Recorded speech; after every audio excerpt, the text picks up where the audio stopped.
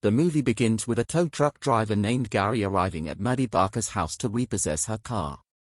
Maddy, who used to be in a relationship with Gary until she abruptly ended it, attempts to persuade him emotionally, but her efforts are thwarted when another man she had a fling with the previous night emerges in his underwear and makes advances towards her.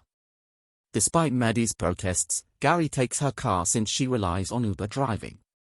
Maddy, wearing rollerblades, tries to catch up to Gary and interrupts him as he stops for breakfast at a local diner. In a failed attempt to drive away, Maddy realizes her car is still attached to the tow truck, leading to a clumsy confrontation with Gary. This results in Maddy's arrest and subsequent probation, compounded by the revelation of substantial back taxes owed, putting her home in jeopardy. In addition to her Uber gig, Maddy works as a bartender at a waterfront establishment in Montauk, New York, her lifelong hometown. Maddy's boss notices her confrontational demeanor when she argues with a customer attempting to order before the bar officially opens. During their break, Sarah shows Maddy a job opportunity from a wealthy family seeking someone to date their son before he heads to college, offering a big regal as compensation. Maddy grasps that date implies a sexual arrangement but reluctantly agrees due to her dire circumstances and a desire to exploit the wealthy family who threaten her home. The following day, Maddy skates down a street to the Becker family home and meets Percy's parents, Laird and Allison. They express concerns about their son Percy, a socially awkward teenager who spends most of his time alone playing video games, despite his upcoming enrollment at Princeton. Despite the age gap, Maddy being 32 and Percy 19, Maddy convinces them she's suitable for the task. However, they insist Percy must remain unaware of their arrangement. Maddy is instructed by Laird and Allison to find Percy at a dog shelter. She dresses provocatively in an attempt to charm him, pretending to be interested in adopting a dog. Percy becomes uncomfortable with Maddy's advances and tries to leave prematurely. However, Maddy offers him a ride home, borrowing Jim's van for the occasion. When they arrive at Maddy's house, Percy, feeling threatened, sprays her with mace.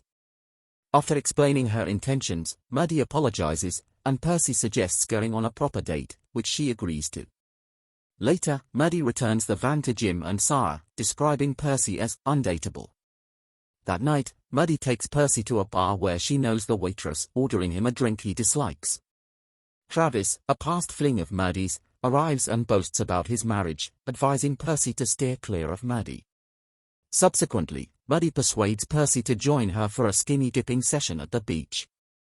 Although initially hesitant, Percy relents. However, their peaceful moment is disrupted when three intoxicated teenagers steal their belongings.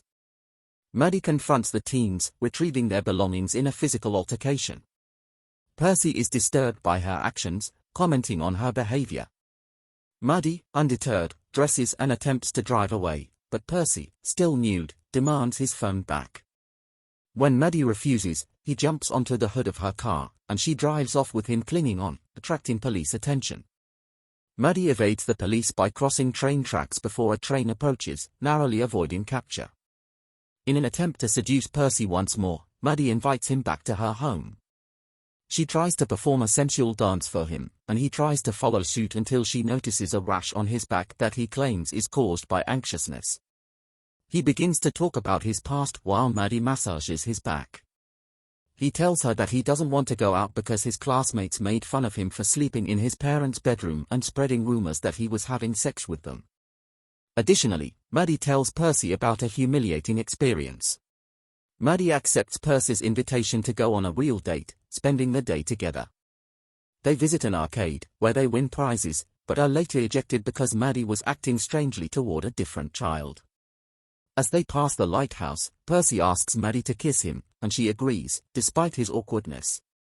Talking to him, she also shares that she has never left Montauk and has lived in the same home as her mother, having received it and some money from her father as a way to avoid upsetting him and his new family. They next go see Jody, an adult guy who used to be Percy's babysitter. Although Maddy merely responds by calling him strange for being a male nanny to a young kid, he has a suspicion that something is wrong with her. Laird and Allison observe a positive change in Percy's demeanor, which he attributes to his presumed new relationship. However, Percy shocks them by revealing his decision not to attend Princeton in order to remain close to Maddy. Allison reaches out to Maddy, who begins to reconsider her involvement in Percy's life. Laird suggests that Maddy can keep the car without continuing the relationship, fearing Percy might forsake his Princeton plans. Unfortunately, Percy overhears their conversation when he inadvertently activates the speakers in his parents' car, leaving him devastated upon hearing Maddy's desire for the car without any romantic entanglements. In an attempt to introduce Maddy to his parents, Percy invites her over for lunch. However, he adopts a passive-aggressive attitude, consuming alcohol excessively before leaving with his co-worker Crispin to tamper with the Bic in the woods. Their reckless act results in the car crashing into a tree. Upon returning home, Percy and Maddy agree to have sex, but their encounter ends abruptly when Percy ejaculates prematurely.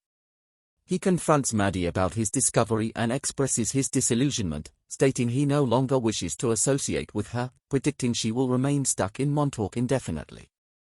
Gary later delivers the battered Bic to Maddy, as her name is on the registration papers.